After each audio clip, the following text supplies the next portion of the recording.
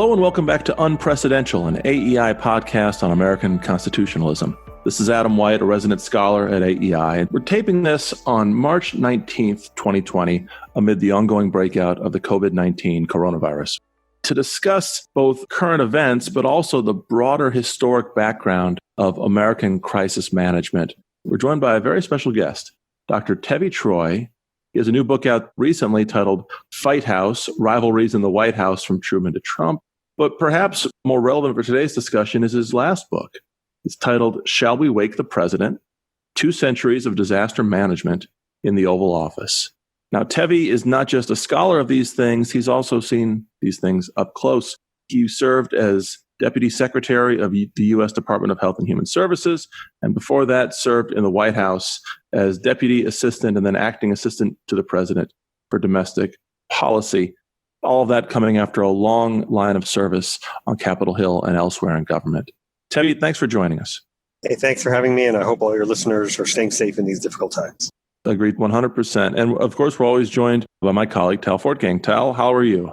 I'm doing well from the center of the crisis here in New Rochelle, New York, but we're all safe and healthy. So good to be here. Good to have you here. Tevi, let's start with the book, Shall We Wake the President? There's some fairly prophetic passages in there about coronavirus.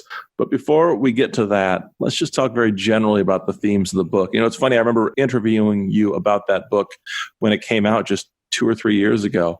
Even then, I didn't take seriously how precisely relevant the book would become so quickly. But speaking just very generally, how should we think about the White House's historic approaches to crisis management? And what's the basic theme of your book? Yeah, I think that's a really good question, Adam, and really fits in not only with our previous interview, but in what you're trying to do in Unprecedental, which is there has definitely been a shift in the perception of what presidents should be doing in times of crisis. As I lay out in the book in Shall We Wake the President, in the 19th century, in part because of constitutional norms at the time, but also in part because of lack of instantaneous communication and instantaneous travel, you did not have an expectation that the president would be involved in localized disasters. And I tell the story of an earthquake in Missouri when President Madison was in charge. And he didn't find out about this earthquake, which was a pretty massive earthquake, for about 6 weeks. And that's because there was no instant communication. And if he were to get involved with trying to deal with the earthquake afterwards, what would he send? A wagon train that would take another 6 weeks to get there? So the president couldn't be involved because he didn't know everything that was going on. He couldn't get materials, men and materials, to a place instantaneously or within a few hours. And the Constitution did not anticipate these kinds of emergencies and disasters. It was expected that the governors and the local officials would be handling these things. That has changed over time. And now whenever there's a crisis of any type, certainly the type of disasters I talk about in my book, anything that has some kind of scale, I'm not talking about a pileup on 95, but I'm talking about something that has ripple effects beyond the local area in which it occurs.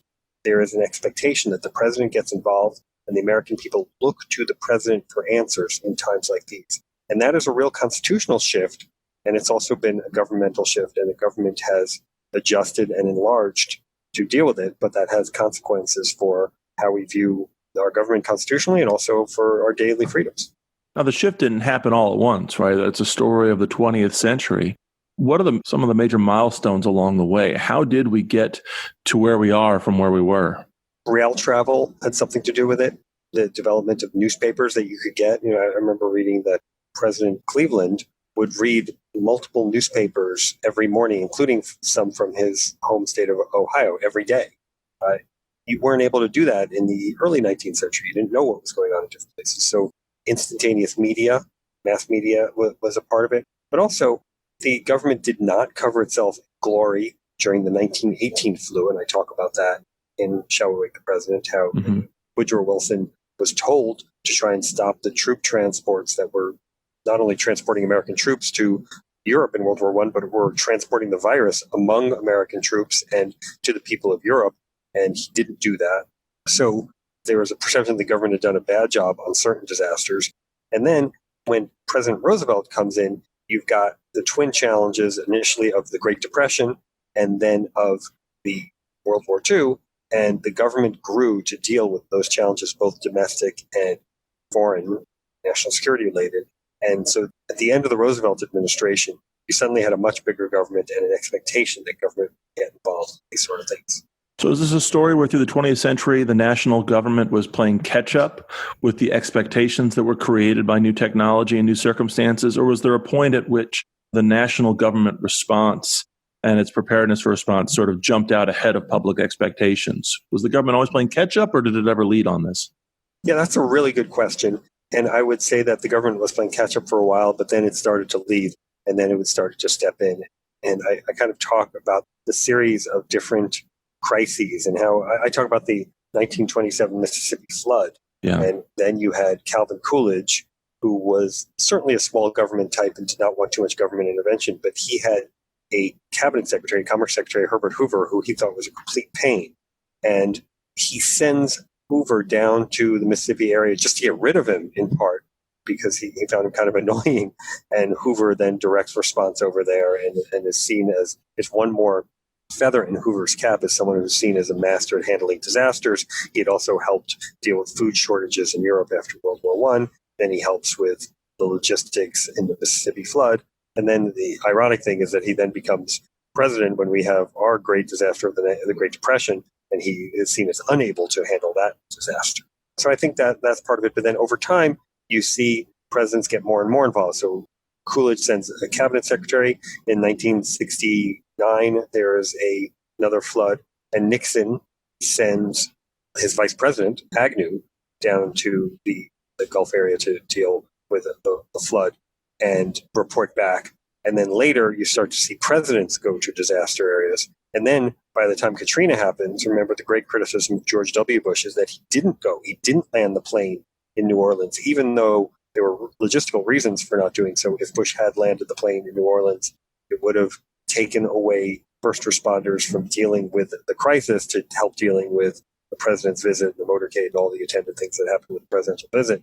But by that point, you see over this 90-year period that suddenly there's an expectation that the president goes to a disaster area, and if the president doesn't go, he gets criticized for it. Is it also true that, over the 20th century, as we have more technology, more communications, more interstate commerce, would it be safe to say that catastrophes that might have previously been localized, they become nationalized almost inherently, either because of contagion, diseases moving more, viruses moving more swiftly because of interstate travel, or is it just because of our increasingly internetworked economy gives rise to a nationwide financial crisis over what might have been a localized crisis? I mean, in some ways, the government had to play a greater role because things that used to be localized were becoming almost inherently nationalized through their ripple effects. Yeah, I mean, part of this is your expertise, Adam, that the perception of a federalist system where you've got the states and localities handle things and the federal government handles only certain big macro things. That starts to go away over time. The federal government is now involved in micromanaging thing at every level, and to the great annoyance of federalists such as yourself and all sorts of small government conservatives. But there is a sense that everything is connected, everything's interconnected, and we do have instantaneous communication, and we do have government field offices, federal government field offices in every state, every region across the country. And there is a perception that when something bad happens, the federal government steps in. In fact, there's a great sentence from George W. Bush, which is not something I would have expected a conservative to say, but Bush said, when people hurt, government has got to move. And I don't think that's a constitutional conservative perspective, but that certainly is a 21st century federal government administrator perspective. Now, Tebby, the book is entitled Shall We Wake the Federal Government? It's titled Shall We Wake the President? And it focuses on disaster management in the Oval Office. And so this 20th century is not just a story about focusing disaster response in the federal government. It's in focusing it in the president and the presidency and the White House in particular, too. Can you say a little bit about that? It's a really good point because, first of all, I'm not sure anybody would buy a book called Shall We Wake the Federal Government? It sounds a little boring. Shall We Wake the President makes it a little more exciting, and there's one actor at the center of things and gives you something to focus on. But at the heart of Shall We Wake the President is this notion that the president is in charge of the federal government response. So in a way, it is talking about Shall We Wake the Federal Government? It's just not as good a title.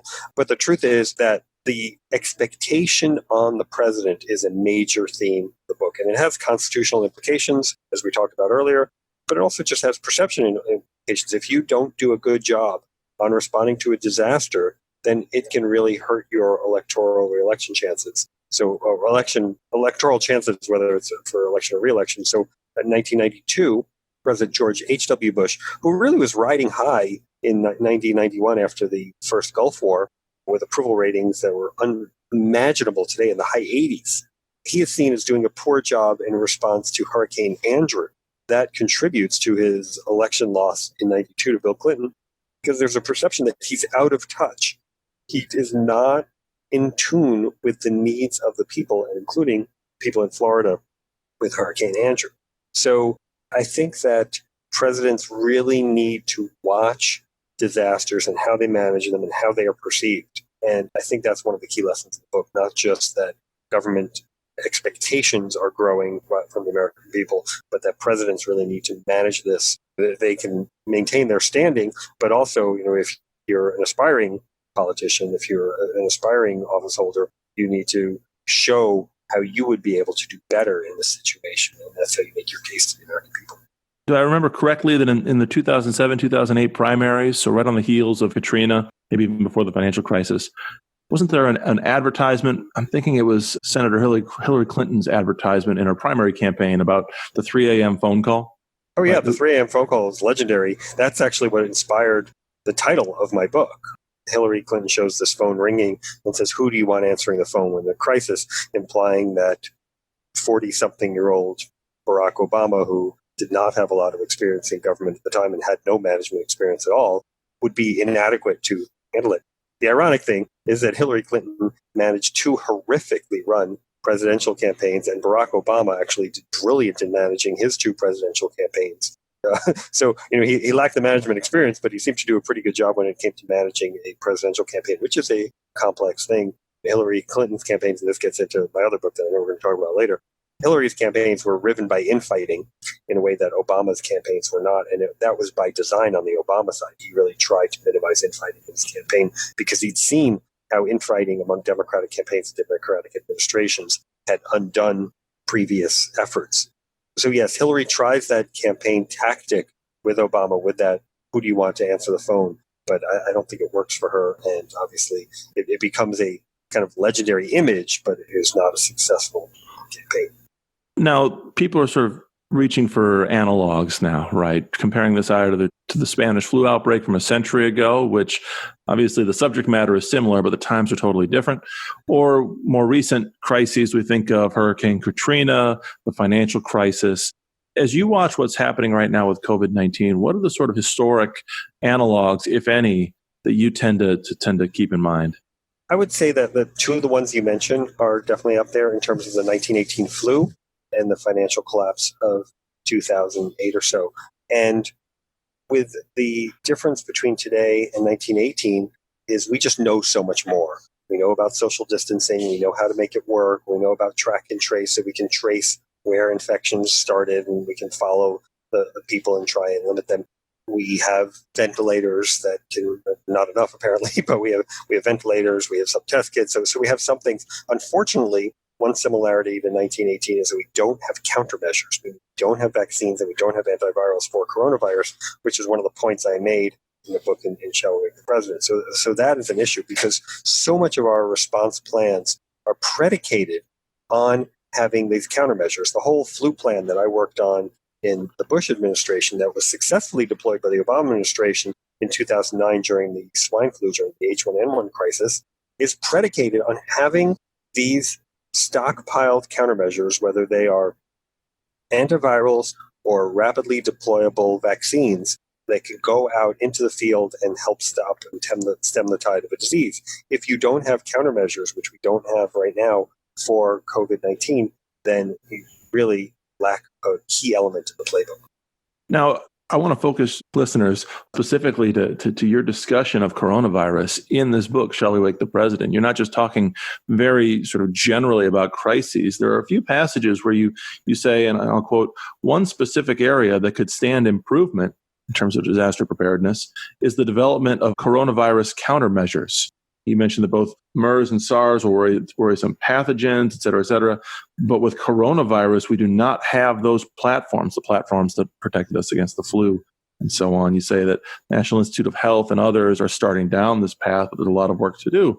So you specifically flag the risk of new novel coronaviruses. And you then walk through some of the things that people can do in their daily lives in terms of personal hygiene and preparedness. But you flagged first and foremost the need for government to get out ahead of this risk. This is just incredible. I think that if I remember correctly, Jim Garrity from National Review described this online on Twitter this week as prophetic. And I think that's absolutely right. What was it that spurred you to think about coronavirus and writing that book? Was it your experience at HHS and in the White House, or how were you on top of this so far ahead of the crisis? I mean, years ahead of the crisis. Well, thank you for that. And I think Jim Garrity very kindly called me a bleeping oracle. I'm not sure which words he used in the bleeping part. But look, what spurred me on in this is that I know and I understand what our disaster plans are predicated on. And the disaster plan is predicated on having a countermeasure.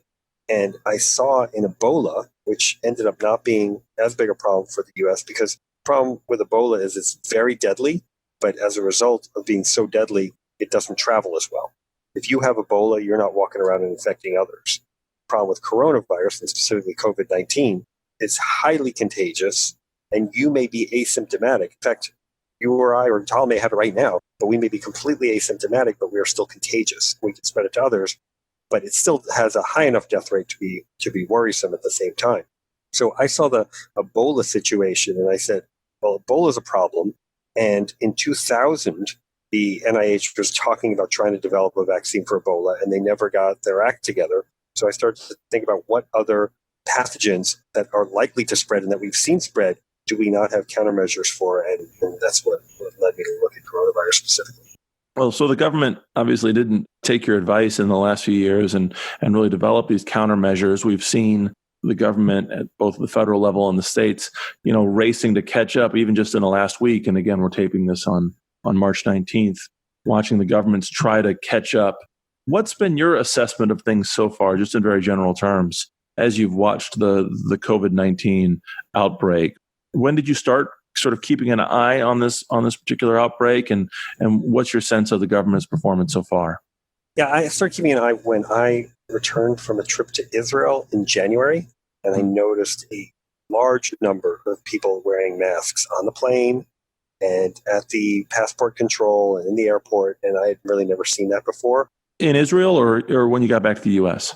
In the airport in Israel, on the plane coming from the U.S. to Israel, and when we landed back at Dulles. Okay. So I'd really never seen masks at that level before, so that's what had me starting to think about it. And it's hard to assess a government's response in real time, in large part because sometimes government makes missteps and then rights itself, and then sometimes the missteps spiral out of control. So I will give you two examples from my time in government that also come up in my book, in Shall We Wake the President.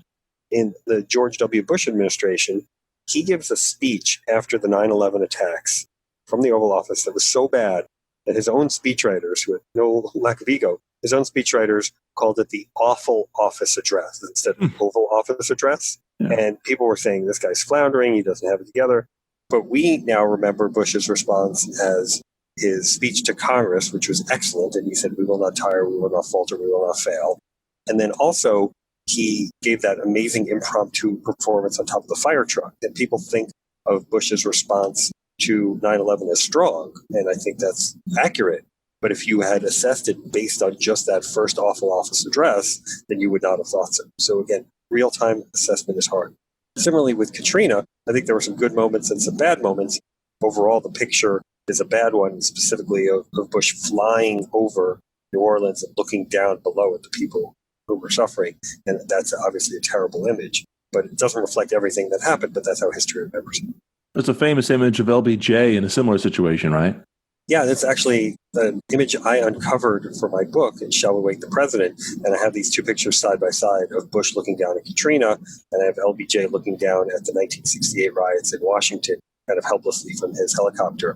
And the conclusion I draw from this is, if you're a president, sometimes there's reasons to go to a disaster area to show support and to rally the troops, which is good. Sometimes there's reasons not to go because you tax local resources at a time when they're needed elsewhere. But the number one thing not to do if you're a president is fly over a disaster area, because that's never a good look.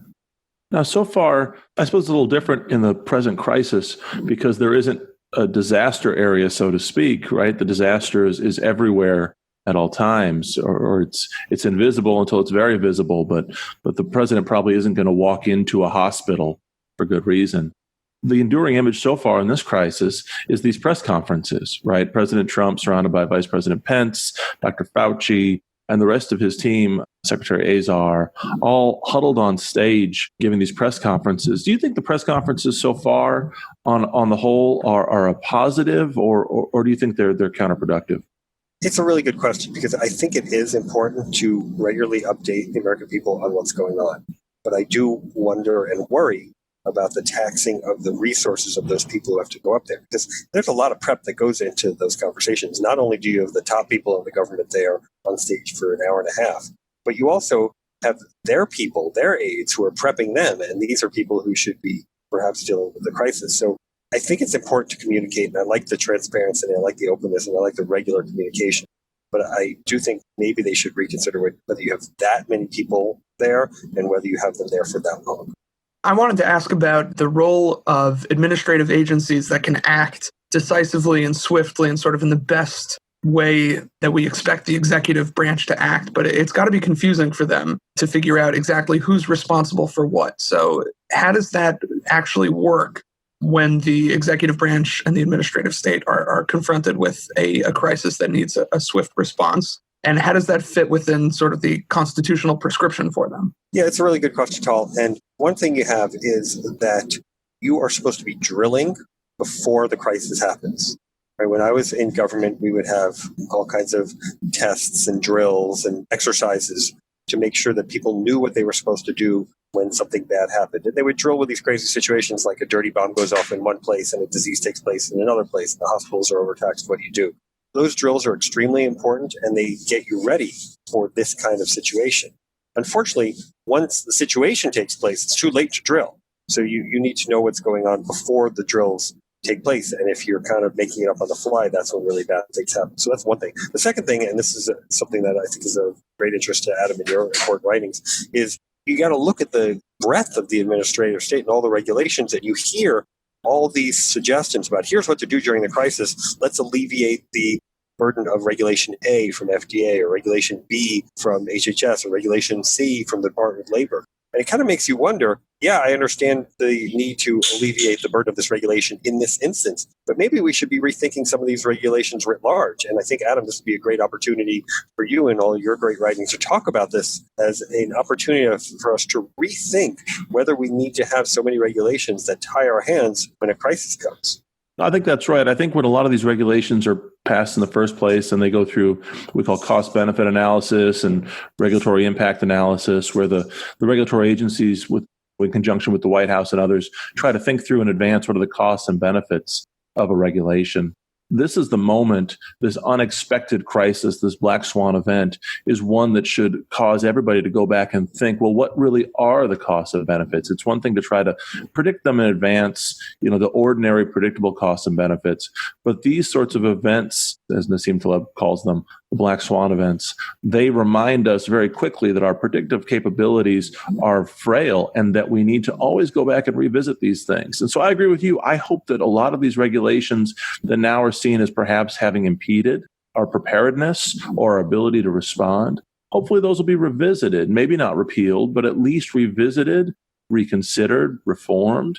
This has to be one of the sort of after effects of this kind of crisis. Right now isn't the moment to do it, right, in real time, but hopefully people are studying this and keeping an eye out for this. I know I will be, to see what is the proper response afterwards, not just in terms of regulation, but also in terms of legislation. We're going to see when this crisis is done, as you and I have discussed before, we're going to see a legislative move akin to Dodd-Frank, except now, instead of thinking about it in terms of just the financial and economic crisis, it's going to be a Dodd-Frank, so to speak, for public health in conjunction with financial, economic, and social stability. Hopefully it won't be like Dodd-Frank, right? But there will be some sort of comprehensive legislative response afterwards. There needs to be.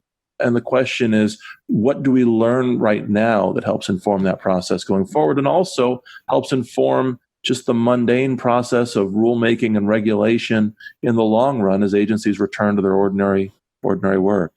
Yeah, I've actually got a great idea for an op-ed for you, and it's going to make you have to do it quickly because everybody listening to the podcast can grab the idea as well. But you should write something about adding a black swan metric into cost-benefit analysis. So it's not just cost-benefit analysis about what's going on in general times, but in a disaster, what does this regulation do that could impede our response? Adding that metric to cost-benefit analysis could be hugely valuable.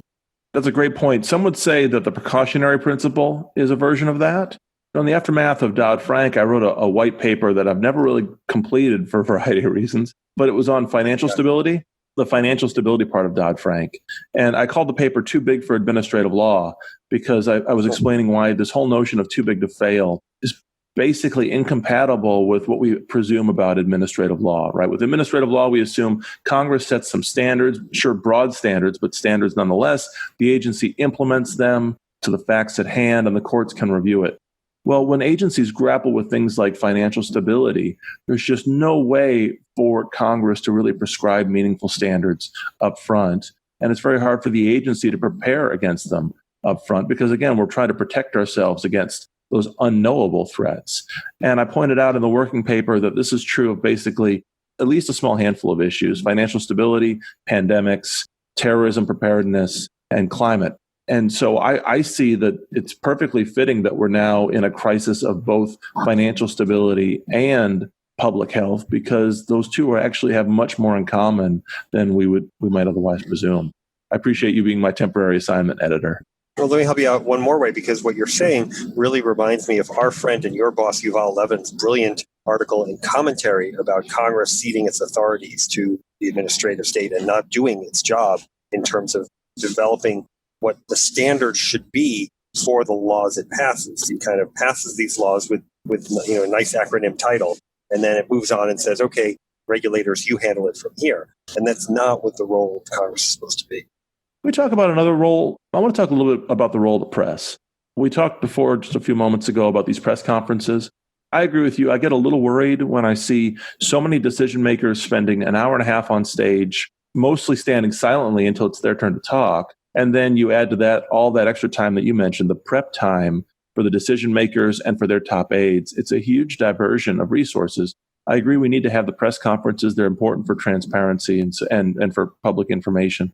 But one of the things that bothers me about these are the press questions that try to pin President Trump down on his responsibility or try to get him to accept responsibility. Obviously, people can and will disagree about the degree of President Trump's responsibility for the current crisis. I think that he was extremely reckless for the month leading up to, basically the month leading up to last week in downplaying this. But this is a point on which people are going to disagree, and there's ultimately going to be a decision in November. What bothers me is that in these press conferences, you have reporters badgering President Trump with questions that they know he isn't going to answer. They're taking up not just his time and their own time, but the time of Dr. Fauci and all these other people. So what do you think is the role of the press, particularly the White House press corps, in the middle of this crisis? It's a good question in that the role of what the press thinks it should be and what we may think it should be are different. So you and I probably think, I don't want to put words in your mouth, but I'm sure you're going to agree, the role of the press is to report what's going on, to give us facts, to let us know the situation. The press seems to think, especially these days, that their role is to hold people to account, to hold government to account. And I think that's more of an adversarial role, more of an advocacy role than what I think the press should do. Now, I'm not naive. I recognize that that's what the press is doing. And in part, that's the reason why the president not only has these press conferences for an hour and a half where I'm sorry about the kid noise. I thought that was the press corps outside. It's where you have the press corps. Because the press corps has this approach, that's why the president feels like he needs to address the American people directly so he can get his message through in an unfiltered way. Now, at the same time, that has the challenges that we talked about using the president's time, the time of other officials for other purposes than addressing the crisis directly. But you really need to go out there and tell the people what's going on if you don't feel like the press is going to give you a fair shake. Reporting the facts ultimately will hold decision makers accountable. It's just a question of, do you make it confrontational in real time? One other question, in terms of accountability and adversaries, President Trump has a political rival out there on the stage right now, right? Joe Biden, who's now the de facto Democratic nominee for the president. He has begun to step forward, offering some commentary on what he thinks the president should do. Do you have any thoughts on what's the right way for the president's, outright political opponent to calibrate his own approach in this time of crisis? It's really hard to figure this out because if the opponent gets too sharp, then it looks like he's taking advantage of a crisis. At the same time, if an opponent doesn't address the issues and doesn't say, hey, I could do this better, then he's not really doing his job as an opponent. I kind of like the example of Ronald Reagan in many things, but in 1980, when he was running against Jimmy Carter, and this is the time of the Bronx is burning. The Bronx was a complete urban mess. And Reagan didn't do it in a too-pointed way, but he did do a visit to the Bronx to show the urban blight that was taking place under Carter. And he didn't walk around saying, oh, look, this is Jimmy Carter's fault. But he did highlight the fact that this is America's urban landscape in the Carter administration. And so I thought he did that kind of in a safe and ginger way. I also like, there's a great story about Ronald Reagan would tell on the campaign trail in 1980 about the dream he had in which Jimmy Carter came to visit him. And Carter would say, Ronnie, why do you want to have my job? And Reagan would say, Jimmy, I don't want your job. I want to be president. That's good. He did it in a gentle way, and he did it with humor. Joe Biden released a sort of a 2 or 3 page memo a couple of days ago with his advice calling what the president should do. I'm actually glad that Joe Biden and his campaign are taking this seriously because they might be the government 12 months from now. But I wonder, wouldn't it be better for him to make these comments behind the scenes? I mean, it's okay to say publicly, I am offering my views to the president, but putting them out in public memos, I suppose it's inevitable in a political campaign, but it does sort of make this an adversarial process where people are going to choose sides over whether they like President Biden, not just next year, but right now. Is there a way that he can offer commentary to the administration in a useful way that doesn't risk being perceived as sort of a partisan attack or actually being a partisan attack? I think you have to do it in a sober, responsible way. I don't think a private memo will work. I mean, I'm reminded of 1932 after Roosevelt wins the election over Hoover. Yeah, that's what I'm thinking of too, actually. Hoover reaches out to Roosevelt and asks Roosevelt, what should we do? What's your advice? And Roosevelt tells him nothing. Right. Roosevelt will not even engage with him. Right. And he wants it all to be saddled on Hoover's back until Roosevelt takes charge, and then Roosevelt can take credit for the turnaround. I think there are both political and logistical reasons why it's just not realistic for Biden to get folded into the government right at this time and kind of give his suggestions. In some democracies, like parliamentary democracy, for example, you can have this kind of unity government where you'll bring people in a crisis, but it doesn't really work in our system at this point. Yeah, you also have a shadow government in some ways, and I wonder if we won't see that over the next year. Basically, Vice President Biden creating a de facto shadow government, sort of saying, this is the person who I would want to be my Secretary of HHS. This is the person I would want to be this or that. And those people are out making statements as well. I mean, we might see that develop just over the summer, if not sooner. I would not be surprised to see that happen. Yeah. And, we heard these stories in 2016 that Hillary Clinton had her entire cabinet and her entire senior White House staff picked because she was so convinced she was going to win. I could see the Biden campaign getting a sense of it's time to start measuring the drapes and doing that. You never know how an election is going to play out until it actually plays out. And as we said earlier, you don't know how the disaster response is going to play out. If we actually manage to skate past this with fewer deaths than expected and the economy recovers, we could look very different in November than we're looking right now. Oh, totally. So let's move on from fights about the White House to fights within the White House. Your most recent book is Fight House, the rivalries that define the White House. Could you tell us, I want to connect that book to the current crisis, but first, why don't you just tell us a little bit about this book? Yeah, Fight House is a book that just came out last month in February, and it looks at the history of infighting in the White House since the development of the White House staff. Before the Roosevelt administration, there really wasn't much of a White House staff. There was a commission in the Roosevelt administration called the Brownlow Commission that had a famous four-word conclusion. It said, the president needs help. After that conclusion, they decided to create a series of administrative aides with a, quote, passion for anonymity. That passion for anonymity, as we all know, kind of went away. But this led to the creation of an executive office of the president and the silos you have in the White House of people who have various roles and responsibilities that you can expect from administration to administration. The press secretary, for example, the development and eventually of a national security advisor, now domestic policy advisor, all those roles did not exist previous to the Roosevelt administration and previous to the Brownlow Commission's recommendation. So in Fight House, I look starting with the Truman administration because he was the first president to enter with the White House staff, and I look at some of the fights that developed, especially as a result of having a White House staff that seems like they're responsible for something, and then you also have cabinet secretaries that seem they're responsible for something. The most famous and recurring example is with the National Security Advisor. You have a National Security Advisor who thinks he's the chief foreign policy officer, and you have a Secretary of State who thinks he's the chief foreign policy advisor, and those people often come into conflict. Most famously with Henry Kissinger in the Nixon administration against William Rogers, who was the Secretary of State. Kissinger, with a lot of sharp-elbowed bureaucratic infighting, eventually wins the fight, and he becomes both National Security Advisor and Secretary of State, deposing Rogers, the only person in history ever to do that, and probably the only person who ever will do that. So that's what Fight House covers, every administration from Truman through Obama, and then with a conclusion that talks a little bit about what we're seeing in the Trump administration. So those rivalries always exist, and maybe they're even more prone to exist in times of peace when people can afford the sort of luxury of intramural warfare. What happens to the Fight House in times of crisis? Yeah, well, crisis can be a bad time for these fights. I talk in my book about disasters, Shall We Wake the President? I talk about what happened in the Wilson administration when Wilson's personal doctor was urging to end the troop transports that were taking American soldiers to Europe to fight in World War I. And they were spreading the disease among themselves and also among the people of Europe. The personal doctor urged Wilson to stop those troop transports, but the guy who was the equivalent of the chief of staff of the army at the time said we could not do that. These troop transports are central to the war effort. The war actually ended up ending 1 month later, so I'm not sure how central they were. But the chief of staff won the fight, and Wilson kind of looked dejected as he was unable to do anything to stem the tide of the disease that killed 675,000 Americans and between 30 and 50 million people worldwide. Yeah, so a crisis can either galvanize the team or it can blow it apart, I suppose. Yeah, in terms of galvanizing, that's actually a good point. After Clinton was impeached, or after the Monica Lewinsky scandal emerged, you actually saw a fractious Clinton White House kind of come together a little bit because they decided to rally the troops, and they circled the wagons in opposition to the Republican effort to impeach Clinton.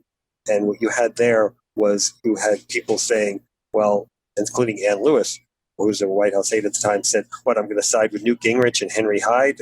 I'm siding with Clinton. Clinton's my team, even though she was disgusted by Clinton's personal behavior. They decided all to come together in that difficult instance. You know, it's funny you mentioned that. I think you know this. I was an intern in the West Wing during the impeachment trial, and so I was there as they were heading into the trial. And I remember the team was very galvanized. You know, from what you can see as an intern, right? I was just a 19-year-old kid, but the team was very galvanized. But I also was well aware that it was galvanized in part because some people had left when things got ugly, right? Rahm Emanuel had left, Erskine Bowles had left, Paul Begala had left, although he came back.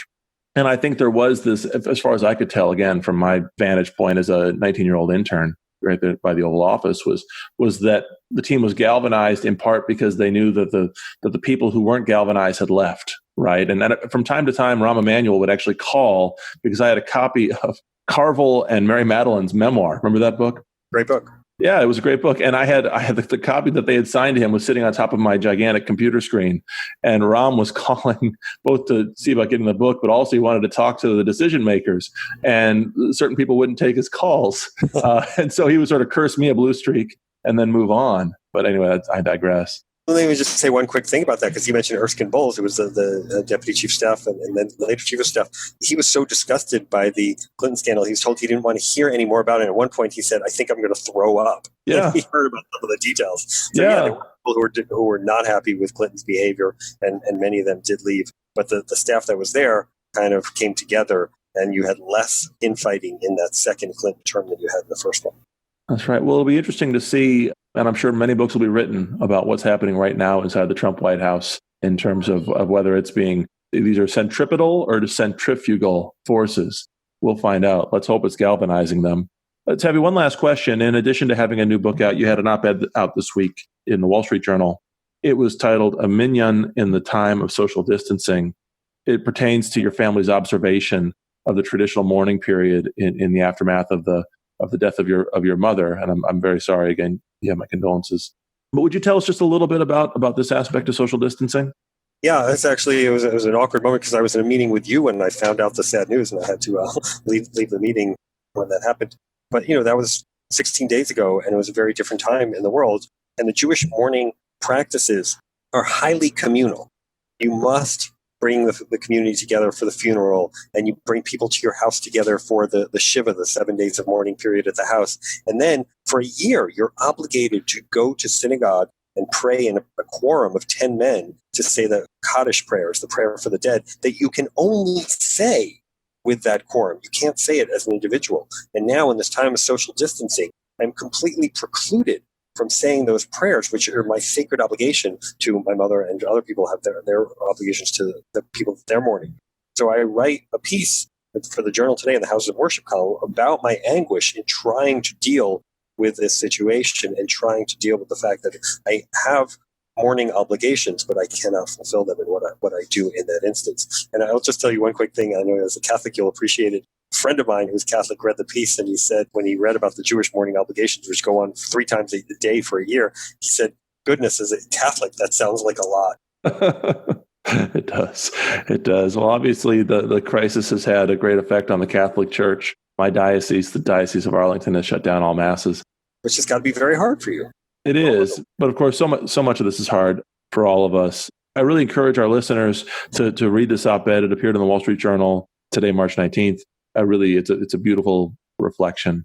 And so read that, read Fight House, read Shall We Wake the President, read anything that Tevi writes now more than ever. Tevi, we're very, very grateful that you could spend this time with us. Thank you very much. And just quick correction, it is March 20th, Friday, March 20th, in which the piece appears. Thank you very much for joining us. Thank you to our audience for tuning in. Please stay tuned for more episodes, and we'll see you next time.